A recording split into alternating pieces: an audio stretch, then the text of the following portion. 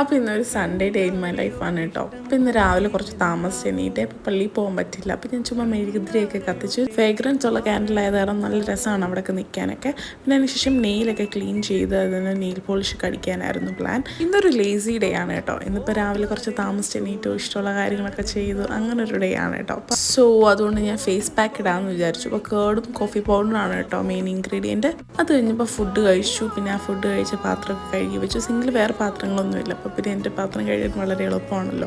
അപ്പോൾ ഇന്ന് രാവിലെ ചർച്ചിൽ പോകാത്തതുകൊണ്ട് വൈകുന്നേരം പോകാമെന്നാണ് കേട്ടോ പ്ലാൻ. അപ്പോൾ ഞാനത് ഫേസ് വാഷൊക്കെ ചെയ്തിട്ട് മേക്കപ്പൊക്കെ ഇടുകയാണ്. ഫേസിലിപ്പോൾ ഞാനൊന്നും അപ്ലൈ ചെയ്യുന്നില്ല. കണ്ണെഴുതും ലിപ്സ്റ്റിക് ഇടും അങ്ങനെയാണ് കേട്ടോ ഞാനിപ്പം ചെയ്യുന്നത്. അങ്ങനെ പള്ളിയിലെത്തി. 2 പിള്ളേരെ കൊണ്ട് പോകുമ്പോൾ ഇച്ചിരി പാടുണ്ട്.